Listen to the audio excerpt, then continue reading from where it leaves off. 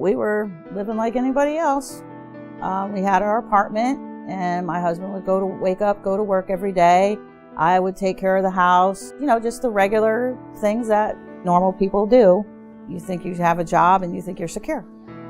And that's not always the way it is.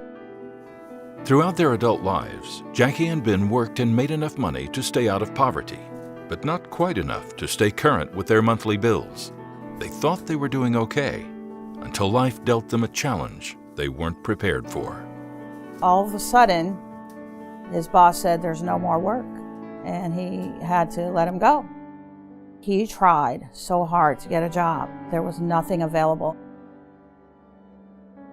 Once you've seen that notice on that door, once you see that notice that you need to be out in 3 days, and you know that you have all these applications out there and nobody's calling you, that's the awakening. We had a 2-man tent, and we just went off somewhere in the woods where we thought we'd be safe. And me and my husband were homeless on and off for about 9 years.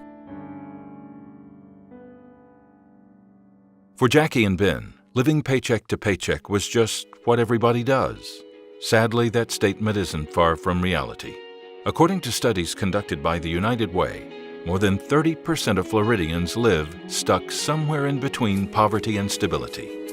They form a group the United Way identifies as ALICE, Asset Limited, Income Constrained, Employed. And it may surprise you to learn who ALICE is. There's a misconception that it's just people that are on the low socioeconomic status, right, are the ones that need to work 2-3 jobs. The reality is that people, even with a bachelor's degree, they're struggling too. And it's not because they haven't gotten their education, it's because there are other factors outside of themselves that are contributing to this community crisis. For ALICE families, finding affordable quality housing and childcare represent a very serious financial challenge. It is not uncommon for an ALICE family to spend more than 45% of their monthly income on these two very basic needs. As a result, one small emergency or unforeseen incident can put them on a path similar to Jackie and Ben's.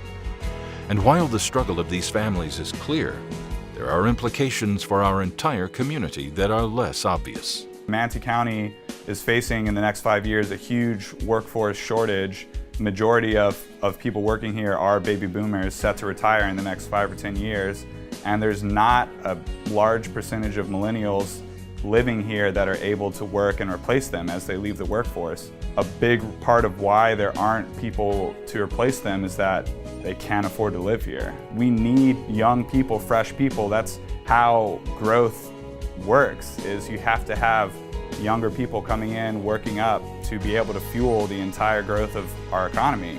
Year after year, the number of ALICE families in our community continues to grow.